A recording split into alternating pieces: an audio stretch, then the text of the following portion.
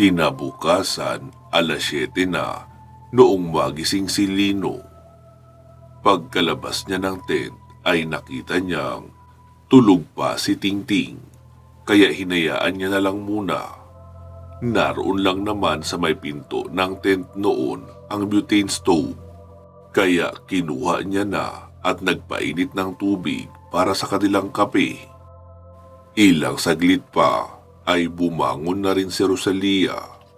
Saglit iyong nagtungo sa unahan para magbawas ng tubig sa katawan.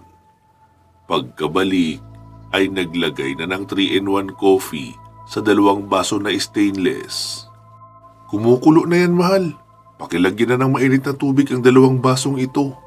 Si Tingting ba, hindi pa natin gigisingin? Huwag muna, maaga pa naman.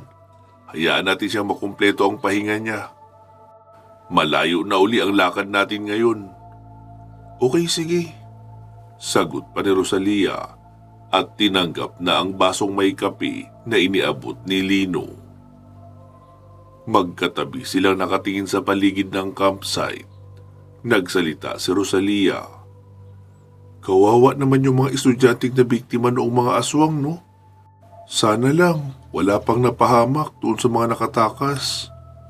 Oo nga eh, ewan ko ba?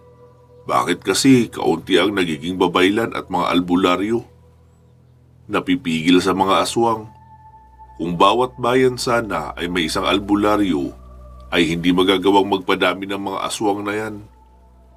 Kaso, iilan na nga lang ang babaylan at albularyo. Medyo may katamaran pa ang iba at ayaw nang maglakbay para lumipol ng mga aswang. Naiintindihan ko naman sila, mahal, lalo na iyong may mga pamilya na.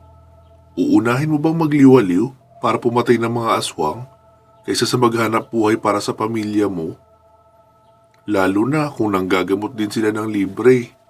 Siyempre, kapag walang ginagamot, ay kailangan nilang samantalay ng pagkakataon para makapaghanap buhay naman. Hindi naman lahat katulad natin na madalas makatisod ng maraming pera. Hindi naman din iyon basta swerte lang ang pagkakatisod natin ng pera. Mga malalaking sindikatong aswang ang kinakaharap natin, kaya may pera din talaga ang mga iyon na pwede natin mapakinabangan na magagamit sa ating mga misyon. Sa bagay, may point ka naman dyan, mahal. Sagot pa ni Rosalia, sabay higop ng mainit na kape mula sa kanyang baso.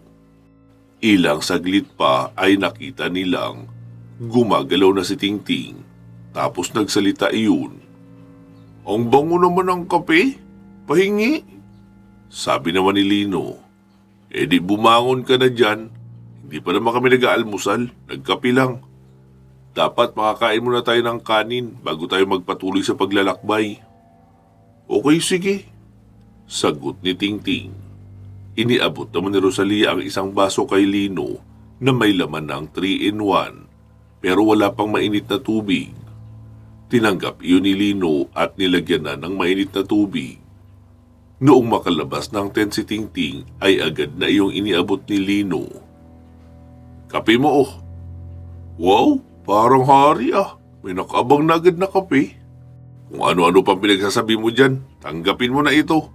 Para pagkatapos mo magkape, edi ikaw naman ang magsaing. Nang makapag-almusal na tayo ng solid. Kanin at ulam talaga ang kailangan natin ngayon. Diba, marami naman tayong pritong isda dyan. Oo, Kuya Lino. Wika ni Tingting at sinimulan ng humigop noong mainit na kape habang nakatulala pa rin.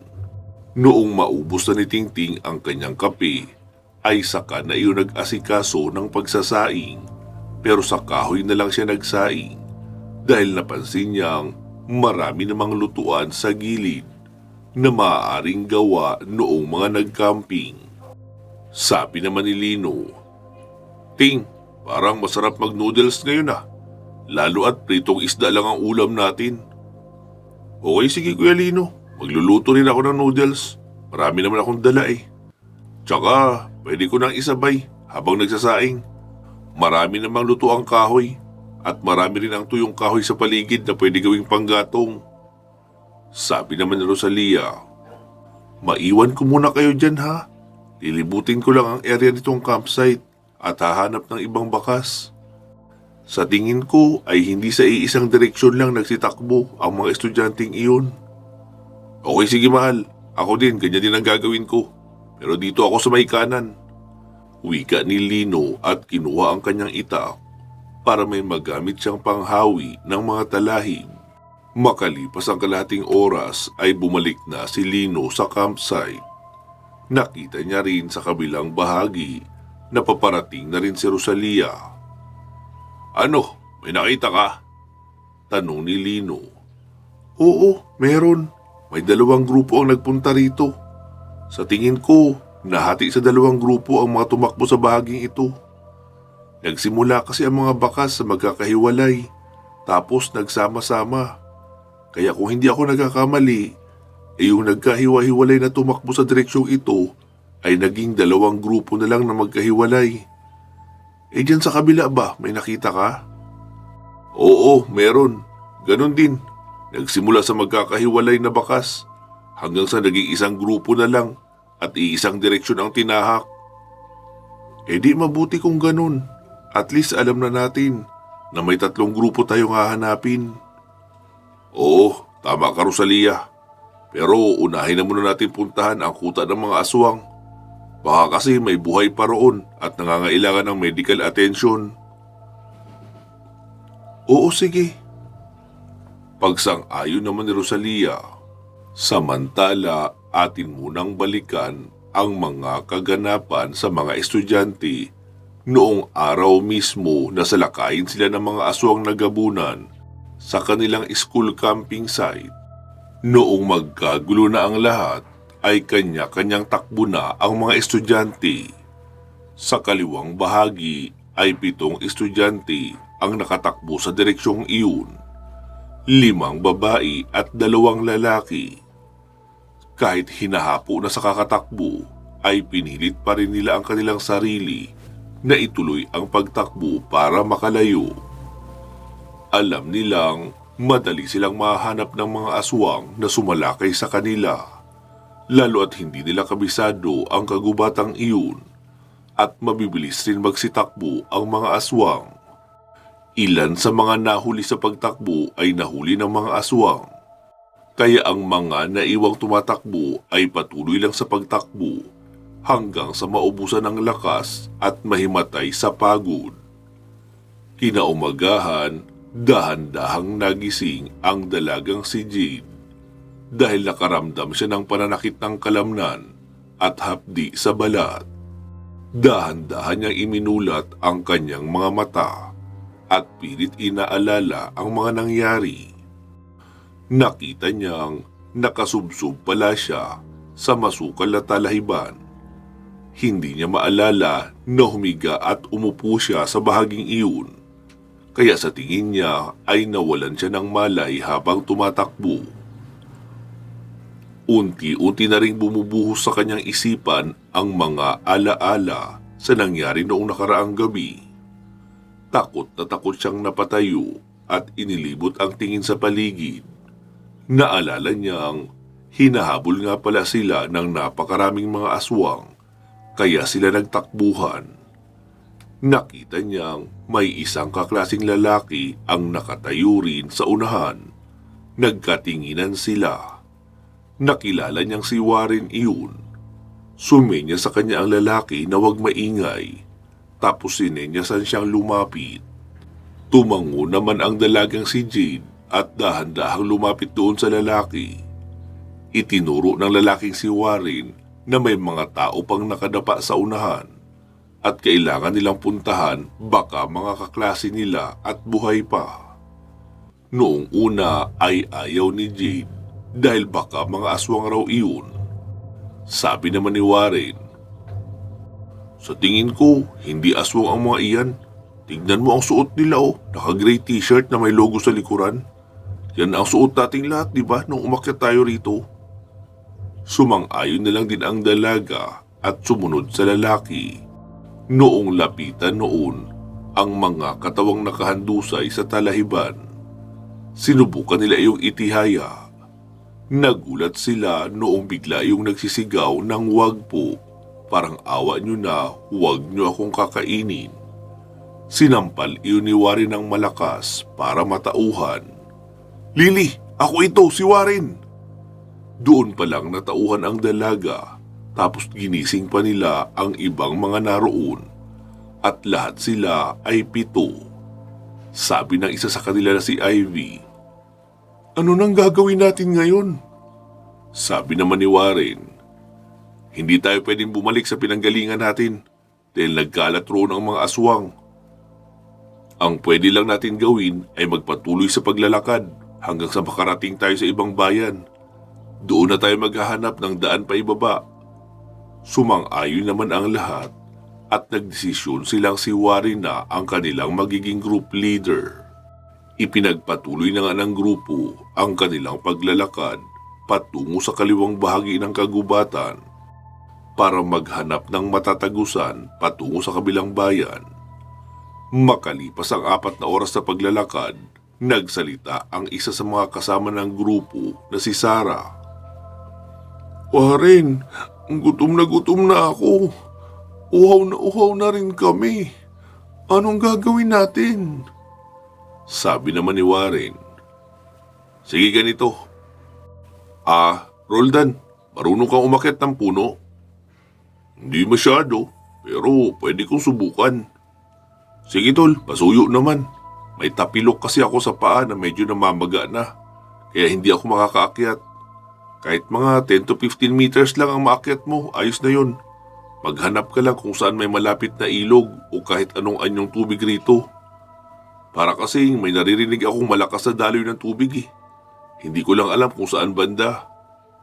Okay sige tol, maganda yung ideya mo. Sagot naman ni Roldan at naghanap ng puno ng nyog na kanyang maaakyatan. Kinakabahan ang lahat habang nakatingin sa lalaking si Roldan na umaakyat. Halata kasing hirap na hirap ito at natatakot rin. Dahil todo ang yakap noon sa puno at hindi na tumitingin sa ibaba. Noong nasa 10 metro pa lang ang naaakyat ay agad nang nagpalingalinga sa paligid. Tol, may sapa roon sa unahan. Nadaanan na natin. Pero mahaba at may kalakihan. Siguro may talon sa unahan yan. Okay sige tol, bumaba ka na. Pupuntahan na natin para makainom na tayo pare-pareho ng tubig.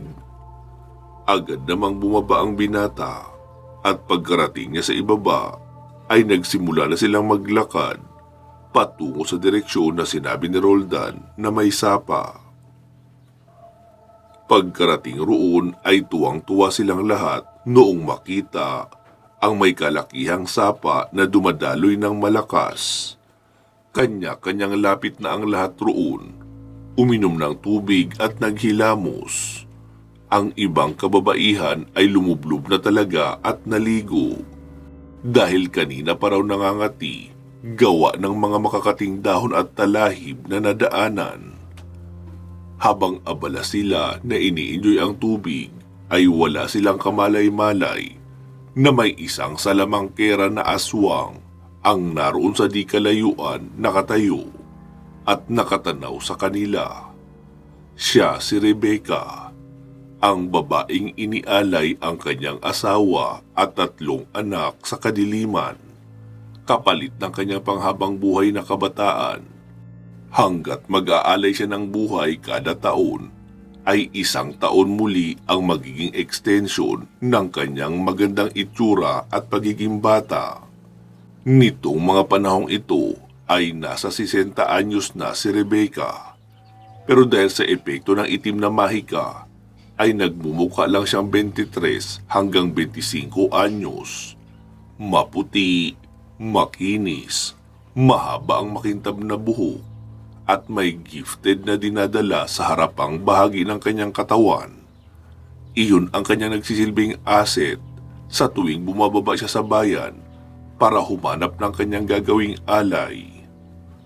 At kadalasan, lalaki ang nagiging pang-alay niya dahil iyon ang mas madaling mahumaling sa kanyang taglay na karisma at alindog. Kinuha niya ang kanyang balabal na kulay pula at nagsimulang maglakad papunta sa grupo noong mga kabataang nakita niya na nagtatampisaw sa tubig ng sapa. Kapag siniswerte ka nga naman, hindi ko na kailangan pang bumaba sa bayan para maghanap ng ibang aalay. Marami-rami ang mga ito. Kaya ibig sabihin, pwede akong magpahinga ng mahabang panahon na hindi maghahanap ng pang-alay. Kapag inialay ko na ang mga kabataang ito.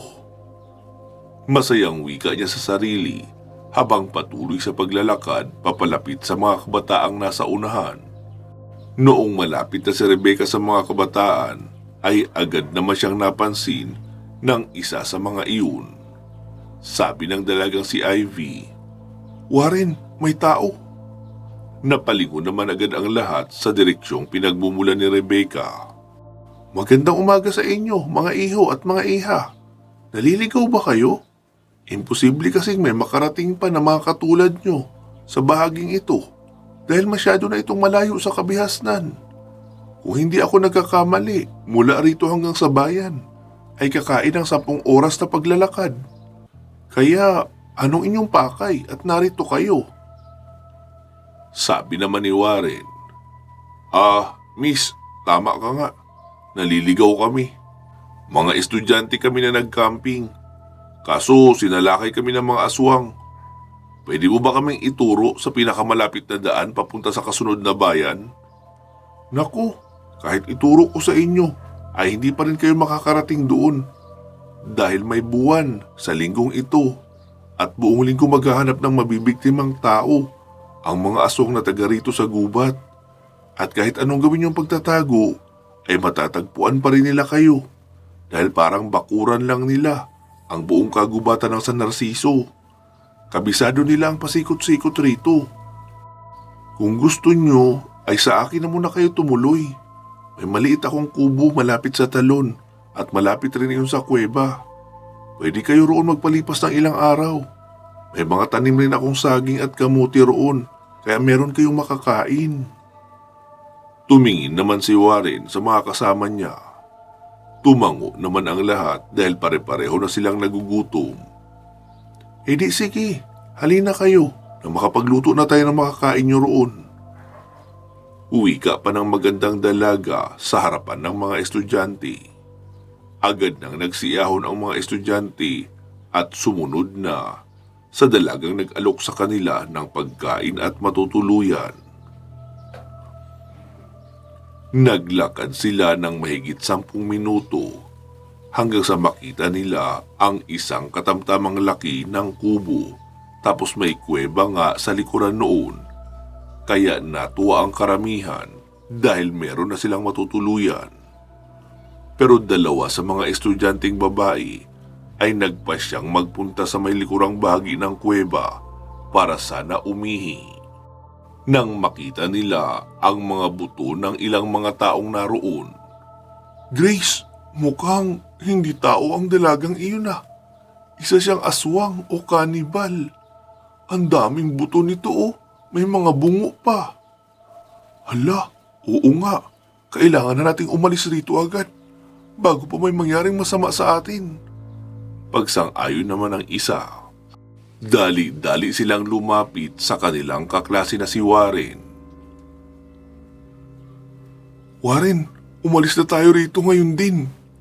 "Ha? Bakit naman? May makakain dito at masisilungan kahit ilang araw. Bakit tayo aalis?"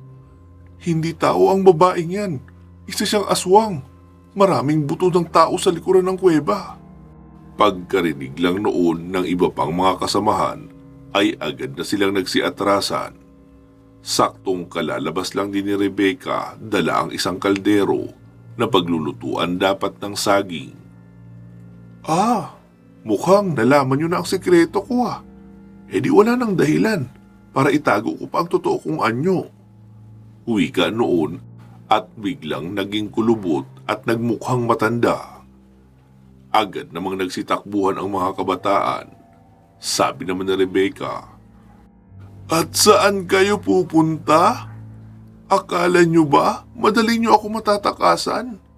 Naku, yun ang pinakamali sa mga naiisip nyo. Wika pa noon, sabay kumpas sa mga papalayong estudyante. Mabilis umepekto ang ibinatong orasyon ni Rebecca. Nakaramdam ng pagkahilo ang 7 mga estudyante. Hindi lang basta simpleng hilo, katumbas iyon ng pag-ikot ng 100 beses habang nakatayo. Sobra-sobrang pagkahilo na napapagulong pa ang mga estudyante sa lupa na parang inilagay sila sa drum na pinaikot-ikot. Nagsuka na nga ang iba sa sobrang pagkahilo. Iyan ang napapala ng masyadong mausisa. Balak ko pa naman sana kayong pakainin muna bago ikulong. Dahil matitigas pala ang ulo nyo, diretso ko na kayo sa kulungan. Isa-isa na nga ang hinakot ni Rebecca ang 7 estudyante papunta sa kanyang inihandang kulungan. Binawasan niya ang hilo ng mga iyon, kaya nagagawang makatayo pero susuray-suray pa rin, kaya kailangan niyang alalayan. Noong mailagay na sa kulungan ang mga iyon, ay saglit siyang umalis upang manguha ng mga herbal na pangrekado sa kanyang pagluluto. Sa kinagabihan ay magkakatay siya ng isang estudyante at iaalay ang kaluluwa at dugo noon sa kanyang mga kaalyado sa kadiliman, kapalit ng kanyang panghabang buhay na kabataan at magandang itsura. Matapos makakuha ng mga pangrekado, ay naglunoy na muna siya sa malamig na tubig ng sapa habang nagre-relax. Excited na siya sa pagsapit ng gabi dahil sa gabi na siya kakatay ng kanyang iaalay at kakainin. Samantala, sa bahagi naman ni Lino, tapos na si Tingting sa pagluluto ng kanin at noodles. Kumuha na siya ng 3 tig-kalahating hiwa noong pritong tuna na kanilang iuulam. Ayos lang kahit kalahati dahil may noodles naman. Kailangan nila iyong tipirin dahil hindi naman nila alam kung gaano pa sila katagal sa kagubatang iyon. Kuya Lino, tara na, kain na tayo. Nilagyan ko na rin ng sili yung noodles natin para mabilis magpainit ng sikmura at mabuhay agad ang diwa natin. Okay, sige Ting, tama yan. Agad na ngang lumapit sina Rosalia at Lino kay Tingting at kumain na sila. Noong makatapos ay nagligpit na sila ng mga gamit at ipinagpatuloy na ang paglalakbay.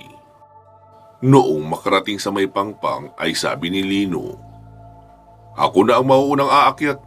Iiwanan ko lang muna ang backpack ko. Akin na yung mga lubid nyo dyan para iyan na rin ang itatali ko sa itaas at ihahagis ko sa inyo pa ibaba." Okay, sige. Sagot ni Rosalia at kinuha na ang backpack ni Lino. Sinimulan na ni Lino ang pag-akyat sa matarik na pampang. Medyo delikado iyon dahil mabato at kaunti ang makakapitan. Noong makarating sa itaas ay agad niyang itinali sa mga puno roon ang lubid ni Rosalia at Tingting, pati na rin ang tali niya para doon na ilalagay ang mga gamit nila at hihilahin niya na lang. Makalipas ang 20 minutos ay nakaakyat na rin ang tuluyan ang dalawa. Ano, tara na? Ayun lang ang kuweba oh. Pero iikutan natin sa likuran. Baka kasi may patibong sa harapan yan eh. Okay, sige Kuya Lino. Pagsang-ayon naman ni Tingting. Noong naroon na sila sa likuran ay naunang pumasok si Lino. Nanlumo silang lahat noong makitang wala nang laman ang kulungan, tapos nasa gilid lang ang mga damit ng mga estudyanteng kinatay. Hayop talaga ang mga aswang na iyon. Nahuli na tayo ng dating. Nakatay na nila yung 14 na estudyante na nahuli nila. Wika ni Lino. Ano nang gagawin natin Kuya Lino? Di tara na, maghanap na tayo sa kaliwang bahagi. Doon sa direksyong nakita ni Rosalia na maraming tumakbong estudyante. Sumapit ang lampas ng katanghalian ay sabi ni Lino, "Magpahinga na muna tayo. Nakakapagod maglakad ng maglakad rito. Napakalawak ng kagubatang ito eh."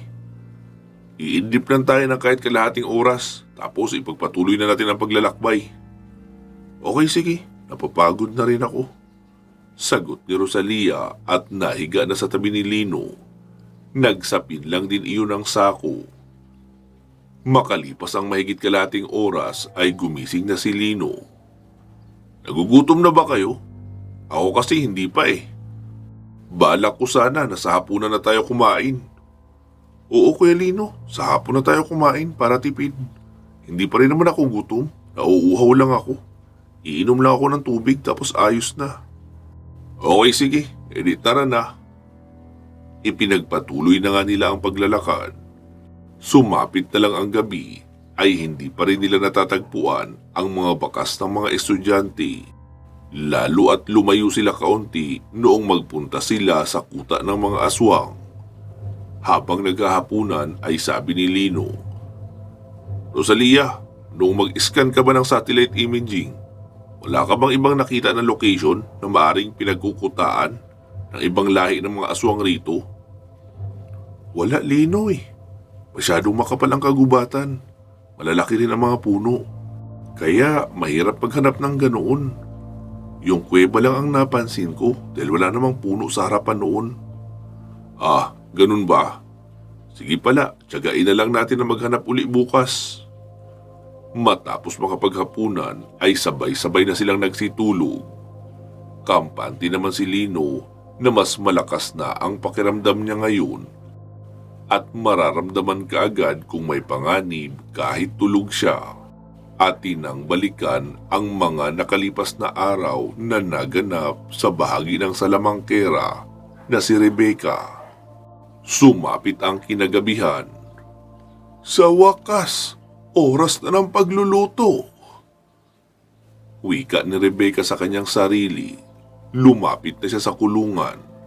Lahat ng mga estudyante ay tila nakahanda ng sumalakay sa kanya kapag nilapitan niya. Ibig sabihin, mahihirapan siyang humugot ng isa papalabas ng kulungan. Kaya muli siyang nagbitaw ng orasyon paturo sa mga estudyante. No, not again! Sigaw ng mga estudyante noong muling maramdaman ang sobra-sobrang pagkahilo. Halos magbanggaan na ang mga ulo nila sa loob ng kulungan sa sobrang pagkahilo. Doon na binuksan ni Rebecca ang kulungan at humugot ng isang babaeng estudyante. Ang dalagang si Ria ang nahugot niya. Warren, tulungan niyo ako! Wika ni Ria habang sobra pa ring nahihilo.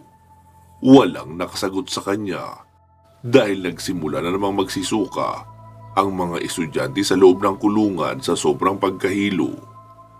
Inilagay lang ni Rebecca ang dalagang si Ria sa harapan ng kanyang bahay at inilabas ang kanyang espesyal na pangkatay na punyal. Sabay isinaksak sa puso ng dalaga. Agad nang bumaha ang dugo ng kawawang dilag. Agad din namang nag-usal ng orasyon ng pag-aalay ang salamangkerang si Rebecca. Ilang saglit pa ay may tatlong mga itim na anino ang nasa kanyang harapan. Tumango ang mga iyon tapos unti-unting lumubog sa lupa. Noong mawala ay nawala na rin ang dugo na tumagas sa lupa mula doon sa dalaga. Maging ang kaluluwa ng dalaga ay nahila na noong mga itim na nilalang pailalim ng lupa. Ayos! Cooking time na! Masayang pagsasalita pa ni Rebecca at sinimulang tadtarin ang katawan ng kawawang dalagang si Ria. Nag-iiyakan naman ang mga kaklase noon dahil nakita nila ang ginawa ni Rebecca. Noong makaluto na si Rebecca ay agad na rin siyang kumain. Saka siya naghiwa ng karne mula doon sa dalaga. Tatlong malalaking tipak ng karne mula sa hita ng dalaga ang kanyang ipinaihaw, saka inilagay sa maliit na bilao. Inorasyonan niya iyon para magmukhang inihaw na manok. Tapos kinuha niya ang isang galong tubig. Oh, magsikain na kayo kung ayaw niyong mamatay sa gutom. Espesyal ang niluto ko para sa inyo. Inihaw na manok yan. Tsaka heto ang tubig. Kumain kayo ng mabuti. Dahil kapag maganda ang gising ko bukas, ay baka pakawalan ko na lang kayo. Wika niya kahit hindi naman iyon totoo. Gusto niya lang na kumain ang mga bihag dahil matagal niya pang kakatayin ang iba sa mga iyon. Hihintayin niya muna na maubos ang karne noong dalagang kinatay niya bago siya magkakatay ng bago. Dahil sa lalim ng kanilang gutom, kaya kahit nag-aalangan, ay nagsikain na rin ang kawawang mga estudyante. Tutal inihaw na manok naman ang kanilang nakikitang pagkain na nasa bilao. Kaya kumain na sila ng todo hanggang sa mabusog. At umasa na sana may dumating na magliligtas sa kanila. Kaya kailangan hindi sila mamatay sa gutom. Malawak naman ang ngiti ni Rebecca habang pinagmamasdan ang mga estudyante na todo ang subo at nguya sa malalaking tipak ng karne na ibinigay niya sa kanila na inakala nilang inihaw na manok lamang pero karne iyon ng kaklase nilang si Ria. Pansamantala po muna natin puputulin dito itong ating kwento. Magsama-sama po tayong muli sa part 332. Mag-iingat po kayo palagi at hanggang sa muli.